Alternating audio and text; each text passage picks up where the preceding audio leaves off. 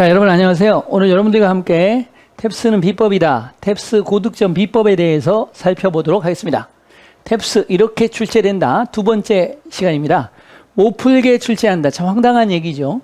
문제를 냈는데 못 풀게 출제한다는 이게 무슨 말입니까?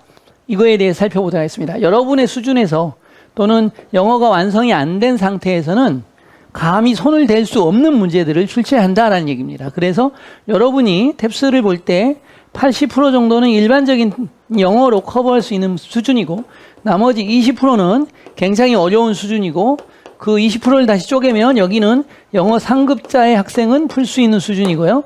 여기는 10%는 아주 상급자만 풀 수 있는 문제네요. 선생님이 지금 말하는 건 여기와 여기를 여러분들과 함께 지금 살펴볼 겁니다. 그럼 어느 수준까지 끌고 가서 어떻게 못 풀게 출제하는지에 대해서 살펴보도록 하겠습니다.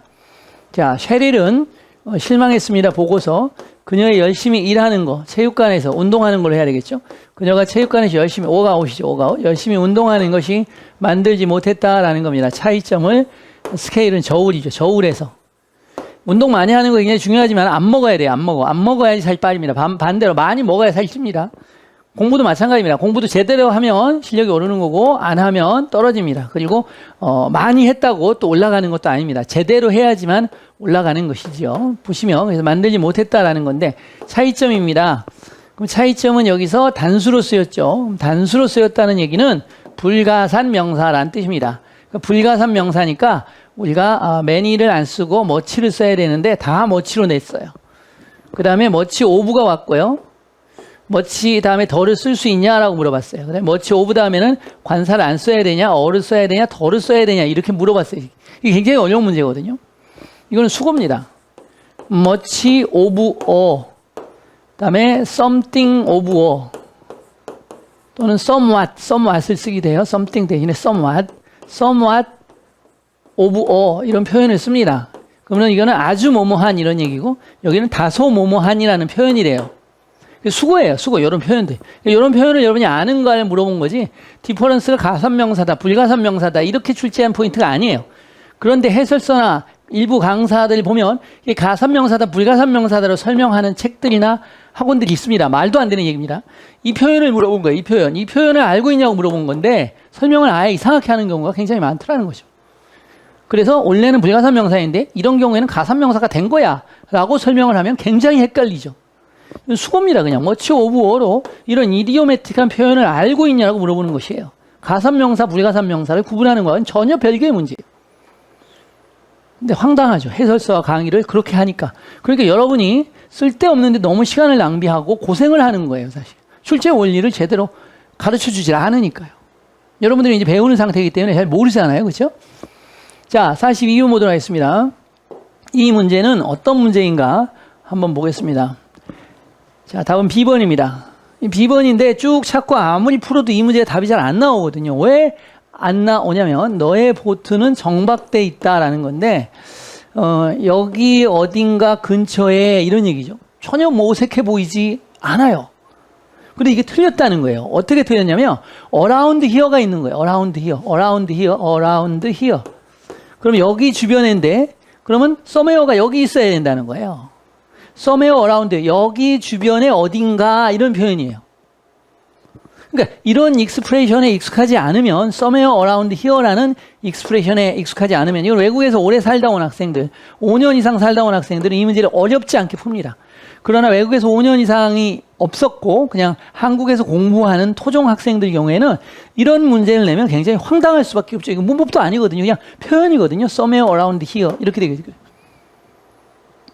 그래서 somewhere가 약간 이제 부사적인 개념으로 쓰인 거죠. 여기 주변에 앞에 부사가 쓰인 이런 표현으로 쓰이는 겁니다. 그게 굉장히 어려운 거죠. about the 그렇게 쓰이거든요.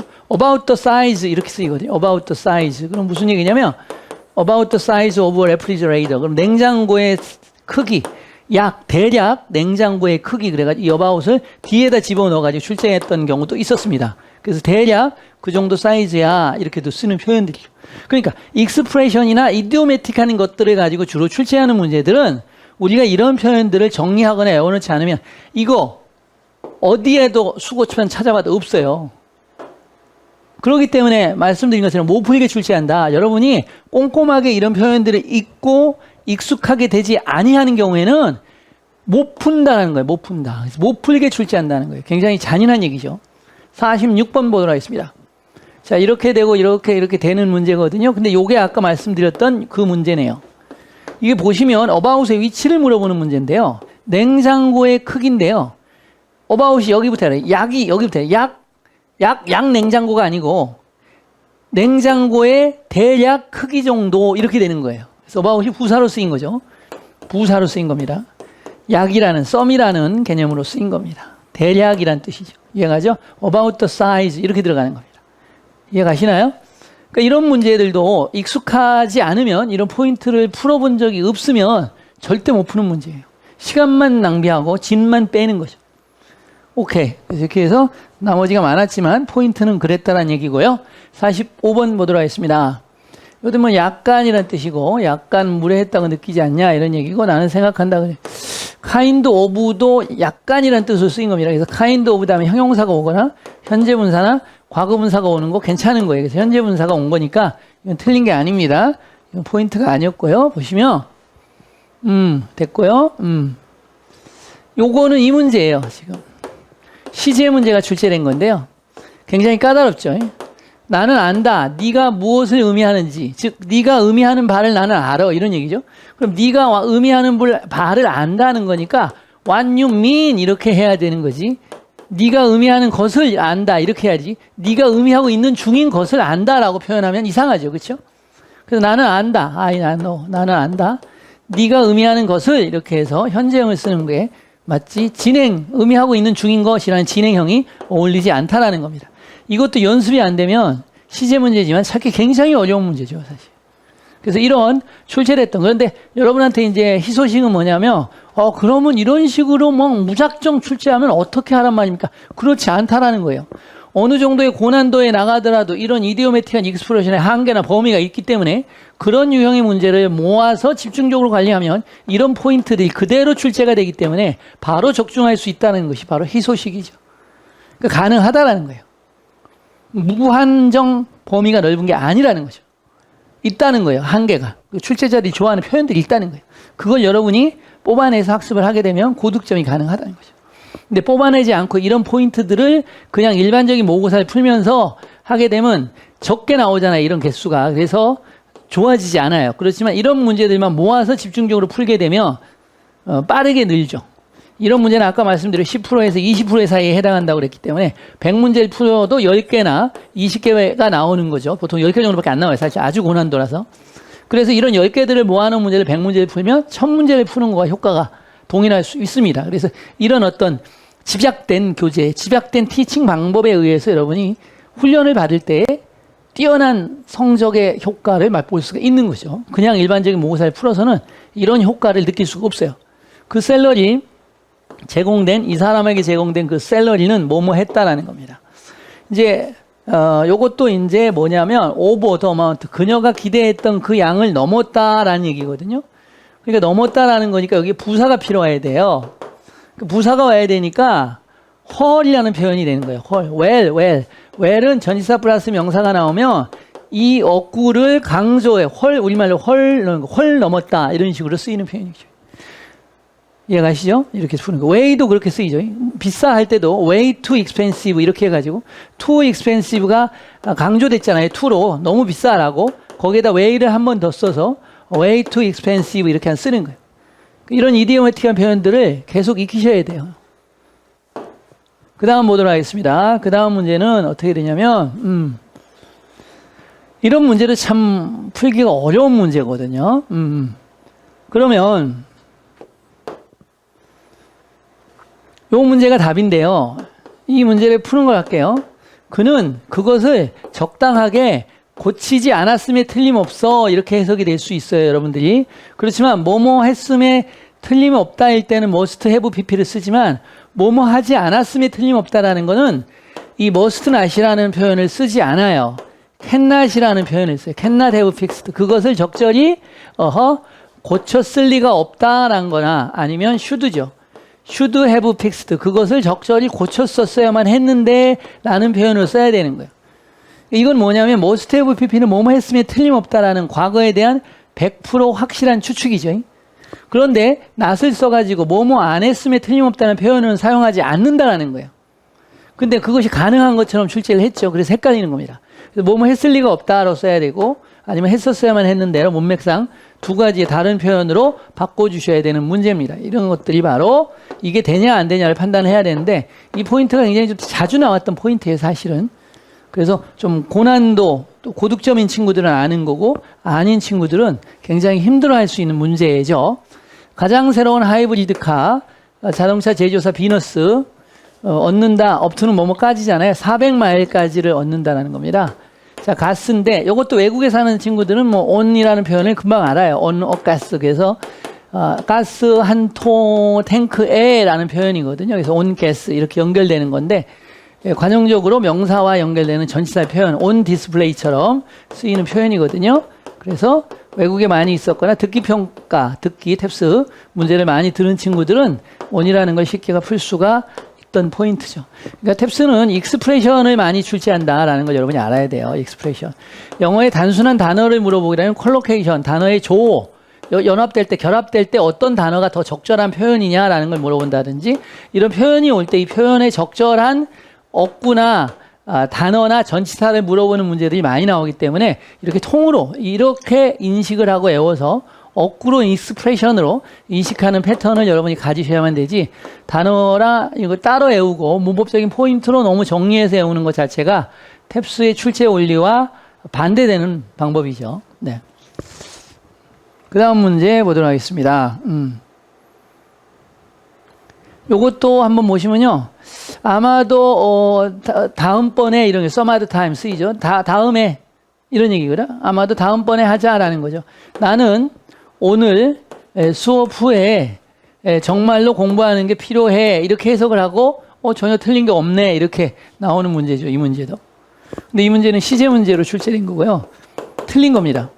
나는 정말로 필요해 왔다가 아니고 나는 정말로 오늘이고 오늘에서의 미래에 지금 표현을 하는 거예요. 사실 오늘 방과 후에 이것도 미래잖아요. 오늘 방과 후에 공부하는 게 필요해 그렇게 되니까 I really need to study가 맞지 현재완료를 쓰는 게 적절치 않다라는 거죠. 미래 시제가 왔기 때문에 뭐뭐뭐 하는 게 필요하다. I need to study after class today 이렇게 가야 되는 표현이죠. 시제 문제가 나온 겁니다. 시제 문제를 찾는 가장 좋은 방법은 꼼꼼해야 돼요. 무슨 얘기냐면 12시제가 있으면 12시제로 표현되는 시제를 정확히 찝어서 해석하는 연습을 하시면 시제 문제를 많이 맞출 수 있어요. 특히 이 문장을 주고 대화체나 아니면 문어체를 두고서 잘못된 표현을 찾는 문법 문제의 유형이 있잖아요. 이 유형에서 시제 문제가 굉장히 많이 나오거든요. 오답률이 굉장히 높다라는 거예요. 왜냐하면 동사만 주로 보고 문맥에 맞춰서 해석을 하는 거지 동사의 시제에 맞춰서 정확하게 훈련하는 연습이 안 되어 있기 때문에 그렇습니다. 이해가시죠? 그래서 이런 부분을 집중적으로 여러분 연습을 시제를 하시면 의외로 시험 점수는 빠르게 오르지요. 좋습니다. 그 다음에 이렇게 보면요. 자 41번 볼게요. Waiter, may I have some coffee? 내가 커피 좀 먹고 싶다. 물론이지. I'll be back with it for a minute. 요것도 틀렸는데요. 그냥 읽어보면 안 읽은 것 같다니까요. 무슨 얘기냐면 for a minute는 잠시 동안이라는 거예요. 이런 건 어떻게 쓰냐면 wait for a minute. 잠시만 기다려 라고 쓸 때 쓰는 표현이죠. wait for a minute. wait for a while. 이렇게 쓰는 거죠. 잠시 후에 돌아오겠다는 건 in a moment라는 걸 쓰는 거예요. in a moment, in a while. 잠시 후에 나는 돌아올게. I'll be back with it in a minute, in a while. 이렇게 써야 되는 거예요. 그러니까 인의 용법이 아니고 in a minute, in a while과 for a minute의 차이를 어꾸로 정리해 놓으셔야 된다는 거죠. 이해가시죠? 참 이런 것들이 출제 원리에 맞춰서 공부를 하는 것이라고 우리가 말을 하는 거거든요. 그래서 그런 연습을 해주시면 잘 보이고 실제로 문제를 굉장히 잘 풀어요. 이렇게 되죠. 자, 여기 한번 볼게요. 이 문제도. 어떤 아이디어가 있냐라는 건 do you know거든요. 너는 아냐. 왜 그가 그의 마음을 그렇게 빈번히 바꿨었는지 이게 과거 완료가 맞지 않다는 거죠. 왜 그가 그의 마음을 그렇게 자꾸 바꾸는지 너는 알아? 이런 얘기죠. 과거를 쓰거나 아니면 현재 완료를 써야 되는 거죠. 과거 완료는 앞동사의 시제가 이게 any idea의 시제는 do you know거든요. 일부러 헷갈리게 하려고 안 써놓은 거거든요. do you know를 쓴 거야. 여기 현재야. 그럼 여기는 과거나 현재 완료가 와야지 과거 완료가 올 수가 없어요. 여기에 과거 완료가 오려면 어떻게 해야 돼요? 앞에 시제가 과거여야 되죠. 과거가 오고 과거 완료가 오는 건 말이 되지요. 이해가세요? 근데 앞에 현재가 오고 뒤에 과거 완료가 오는 건 말이 안 되죠. 이걸 출제한 겁니다. 시제 문제가 고난도로 유난히 많이 등장한다 라는 걸 아시고 푸셔야 됩니다. 그 다음 볼게요. 그 다음도 이렇게 나가는 문제인데요. 자, 요거는 어떻게 풀어야 되냐면 이런 종류의 바위는 지구의 껍데기죠. 지구의 껍데기, 크러스트 껍데기, 치즈 크러스트. 지구의 껍데기 약 95%를 구성한다, 차지한다, 이런 메이크업 이런 뜻이고요. 그것은 형성된다, 뜨거운 마그마가 식혀질 때 위에서 또는 아래에서 지구의 표면에 이렇게 되는 거고요. 자, A번 보면 세 가지 이것의 가장 흔한 유형은 이 바위다. 이것에 잘 알려진 유형은 포함한다. 이거와 이거를 이렇게 돼 있는 문제거든요. 그래서 이것은 뭐가 틀렸냐면 지구의 껍데기, 이게 지금 목적어잖아요. 이 목적어가 왔고 메이크업이 왔어요. 이게 어떻게 되냐 분석을 하면 타동사가 오고 목적어가 들어오고 업이라는 부사가 온 거예요. 이렇게. 그런데 이게 지금 목적어가 길잖아요. 여기서까지. 이렇게 목적어가 길 경우에는 이 업이 뒤에가 있으면 이 목적어에 묻혀요. 그렇기 때문에 일로 올라와 줘야 돼요. makes up about 95% of the earth's crust. 이렇게 써주셔야 돼요. 그러니까 이렇게 쓰면 틀리냐? 틀린 건 아니지만 세모라는 거예요. 어색한 표현이라는 거야. 어색한 표현. 틀린 표현이라기보다는 어색한 표현. 그렇기 때문에 makes up 이렇게 쓰는 표현이 적절한 표현이라는 거예요. 자, 그래서 지금 살펴봤어요. 못 풀게 출제한다를 살펴봤고 못 풀게 출제한다에서는 주로 뭐를 많이 한다? 익스프레션을 가지고 많이 출제하더라. 또 이디옴을 가지고 많이 출제하더라. 그렇기 때문에 탭스를 공부할 때는 익스프레션이나 이디옴 단위로 학습을 하는 게 맞지 단어나 아니면 어떤 문법의 이론으로 쪼개서 공부하는 것 자체가 탭스적인 학습법에서는 잘못된 방식이다 이런 것을 여러분이 느끼셨을 겁니다. 그렇기 때문에 나올 때마다 이렇게 정리를 하셔야 돼요. 나만의 단어장, 나만의 익스프레션을 정리하는 습관이 있어야 돼요. 남이 정리해 놓은 거, 책 출판된 거, 또 학원 강사들이 프린트 주는 거, 이것만 가지고 해결하려는 것은 굉장히 무모한 시도예요. 그것들 중에서도 내가 아는 게 있고 모르는 것이 있잖아요. 그렇죠? 그것을 구분해 가면서 내가 아는 것은 아는 대로, 모르는 것은 정리해서 계속 흡수하는 이런 방법을 써주셔야만 탭스 점수가 짧은 시간 내에 상승할 수 있다는 겁니다. 집약적으로 공부를 하셔야 됩니다. 감사합니다.